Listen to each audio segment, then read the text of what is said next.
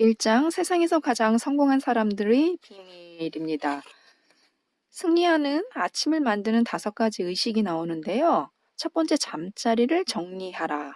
이 부분을 말씀드리는 이유는 아침에 일어나서 잠자리를 정리하시나요? 그냥 두고 엄마나 아내가 정리하기를 바라지 않으신지 좀 한번 생각해 보세요. 대부분 그냥 출근을 하거나 학교에 가거나 그러는데요. 잠자리를 정리하는 이 3분의 시간이 굉장히 중요하다고 합니다. 완다파니 승려는요, 삶의 기초가 흔들린다고 생각될 때는 우선 잠자리부터 정리해 보세요 라고 권했습니다. 이 잠자리 정리하는 게 사소한 일 같지만요, 이렇게 끝마친 간단한 일 하나가 수많은 과업 완료로 바뀌게 된다고 합니다. 그러니까 내가 아침에 일어나서 잠자리를 정리하는 게 무언가 일 한 가지를 끝냈다는 거죠. 그렇잖아요. 깨끗한 잠자리를 보면은 그러니까 마음가짐이겠죠. 하루를 시작하는. 그리고 이 팀 페리스 이분도요. 아침에는 꼭 그 마르쿠스 아우렐리우스의 명상록을 몇 페이지씩 읽는다고 합니다. 그러니까 내가 직접 통제할 수 있는 일들을 찾아서 아침에 의식을 치르듯이 이렇게 하는 거. 그게 어떻게 보면은 하루를 시작하는 데 있어서 마음가짐, 또 정리정돈 이런 게 아닐까 싶어서요. 저도 잠자리를 정리하는 데 좀 시간을 써야 되겠습니다. 그리고 또 제가 중요하게 생각한 부분은요. 다른 책들에서 겹치는 부분은 좀 뺐습니다. 그런데 여기서 이제 타이탄들이 추천하는 매일 10개 아이디어 만들기 연습이 있습니다. 매일 10개 아이디어 만들기. 이거 쉽지 않잖아요. 어려운 일인데 이런 아이디어가 이제 모아지면 거기서 뭔가 하나 특별한 게 나오지 않을까 싶은 생각도 들었습니다. 그래서요. 그냥 아무거나 쓰는 게 아니고요. 당신이 떠올릴 수 있는 근사한 사업 아이디어는 1년에 몇 개 안 될 것이다. 중요한 건 재미다. 돈이 될 만한 게 아니라 흥미를 자극할 만한 아이디어를 최대한 작성해야 한다. 그래서 아이디어 작성 목록은요. 내가 새롭게 만들 수 있는 낡은 아이디어 10가지, 내가 직접 발명할 수 있는 우스꽝스러운 물건 10가지, 인공지능 변기 이런 거요. 그리고 내가 쓸 수 있는 10권의 책, 구글, 아마존, 트위터 등을 이용한 사업 아이디어 10가지, 내가 아이디어를 보낼 수 있는 사람 10명, 내가 촬영할 수 있는 팟캐스트나 동영상 아이디어 10가지, 중간 상인을 없앨 수 있는 업계 10곳. 다른 사람들은 종교처럼 떠받들지만 나는 동의하지 않는 10가지 물건, 브랜드나 또 가치 있죠. 대학 진학, 내 집 마련, 메이저리그, 스마트폰 등이요. 그리고 내가 예전에 쓴 짧은 메모나 게시물을 이용해 돈을 벌 수 있는 10가지 방법. 친구가 되고 싶은 전혀 모르는 사람 10명. 그런 다음에 그들과 연락하는 첫 번째 단계가 무엇일지 모색한다. 어제 배운 건 10가지. 오늘 평소와 다르게 할 수 있는 일 10가지. 시간을 절약할 수 있는 10가지 방법. 어떠세요? 이런 아이디어를 10가지씩 만들어내실 수 있겠는지 한번 이렇게 둘러보세요. 좀 한두 가지는 생각해낼 수 있겠지만 10가지씩 이렇게 매일매일, 그것도 매일매일 아이디어를 노트에 이렇게 적는다는 거, 생성해낼 수 있다는 거, 그건 참 힘든 것 같은데요. 이게 또 이제 습관이 되면, 그러니까 습관으로 굳혀지는 일들이 참 그게 쉬운 게 아닌데, 그것만 한다면, 그러죠? 무언가 여기서 빛나는 그런 무언가가 나올 수 있지 않을까, 보석이 존재하지 않을까 하는 생각이 들었는데요. 결국 이제 이런 모든 아이디어는 이야기를 위해 존재한다는 거죠. 큰 성공을 거둔 인물들의 공통점이 바로 이런 매력적인 이야기를 가졌다는 건데요. 어떡해요? 매력적인 생각이 떠오를 시간이 없다. 이런 게 떠올라 봤자 그냥 지나가고 만다. 적어둬야 뭐 하냐. 이렇게 생각만 하지 마시고 한번 하루에 우선 첫 번째 2가지씩 아니면 3가지씩 적는 일로 한번 시작해 보시기 바랍니다. 그래서요. 아이디어의 굶주린 곳으로 가라고 합니다. 그러니까 아이디어가 넘치는 곳에 내 아이디어를 가지고 가봤자 묵살 될 게 뻔하잖아요. 그러니까 이런 아이디어가 어디서 빛날 것인지, 이런 아이디어 저가 좀 없는 곳에 가서 내 아이디어를 파는 거죠. 그죠?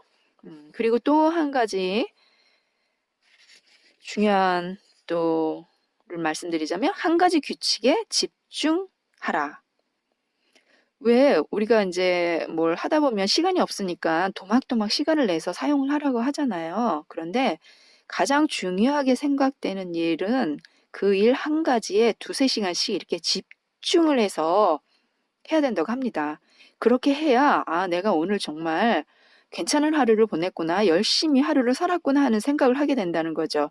만약에 이제 그 시간을 조각조각 쪼개서 몇 분씩 많은 일들을 하게 되면 마지막에 이제 아, 내가 뭐 했지? 한 거는 많은 것 같은데 내가 오늘 할 일은 되게 많이 한 거는 같은데 뭔가 특별하게 큰 일을 한 것 같진 않은 거 있잖아요. 그런 느낌이 드는 거. 그게 바로 이제 내가 뭔가에 한 가지 일에 두세 시간씩 집중을 하면 거기서 이제 또 성과도 어느 정도 성과도 이루지만 그것들이 이제 모아서 어, 여러 번 되면은 큰 어떤 성과를 성취할 수 있는데 성과를 내는데 굉장한 파워가 있는 거죠. 그래서 두세 시간씩 한 가지 일에 집중을 하라고 이렇게 타이탄들이 한 목소리를 냈다고 합니다. 또 제가 조금 더 중요하게 생각한 문장이 있는데요. 가치 있는 일을 할 때 우리는 바뀐다. 그러면 가치 있는 일을 하려면 어떻게 해야 할까? 가능한 일을 해야 한다. 우리는 곧 자기가 주변에서 가장 잘생긴 사람이 될 수 없다는 걸 깨닫게 된다. 가장 똑똑한 사람도 될 수 없고, 가장 교양 있거나 조예가 깊은 사람이 되는 것도 불가능하다. 그런 면에서는 남들과 경쟁할 수 없다. 하지만 언제나 경쟁이 가능한 성공에 있어서 진정으로 평등한 측면이 하나 있다. 바로 노력이다. 옆에 있는 사람보다 더 열심히 노력하는 건 언제나 가능하기 때문이다. 그렇죠, 여러분. 내가 다른 무언가에 특별한 경쟁할 만한 무언가를 가지고 있지 않아도 내가 노력을 조금만 더 열심히 하면은 된다는 겁니다. 그래서 이 부분 참 생각해 두시고요.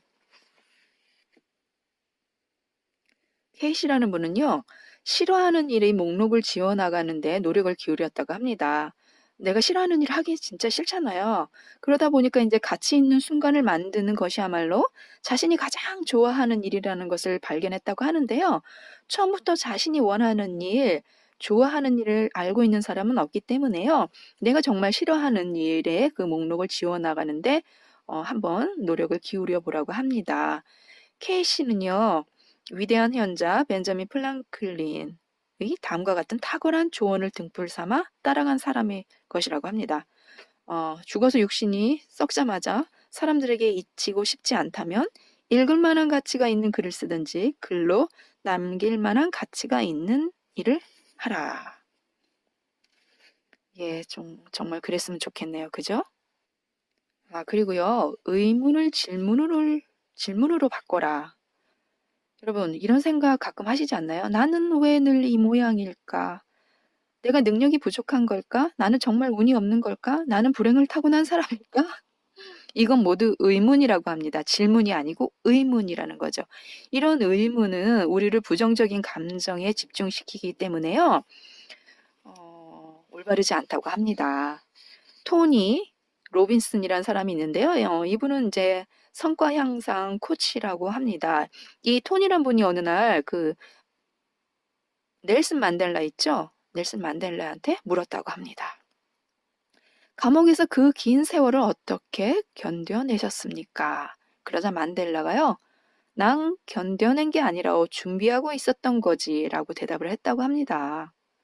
이게 바로 어, 토니의 의문을 훌륭한 질문으로 바꿔놓은 답이라고 합니다. 그래서요, 의문은 삶의 수준을 결정하고 질문은 삶 자체를 바꾼다고 합니다. 질문 말씀드렸죠? 좋은 질문. 질문을 잘해야 한다고요. 그죠? 어, 우리 삶에서 우리 자신한테도 맨날 뭐 내가 부족한 걸까? 왜 나는 이런 걸까? 이런 부정적인 질문이 아닌 의문들을 하지 마시고요. 좋은 질문들로 인해서 어, 좀 더 한 단계 성숙할 수 있고 발전할 수 있는 그런 기회를 마련했으면 좋겠습니다. 그리고 중요한 부분이 있습니다. 버티는 자가 이긴다. 버티는 자가 이긴다. 아무도 쳐다보지 않는다고 해서 스스로 사라지지 마라. 그들이 고개를 들어 나를 바라볼 때까지 기다려라. 퇴장만 하지 않으면 반드시 누군가가 나를 기어이 본다.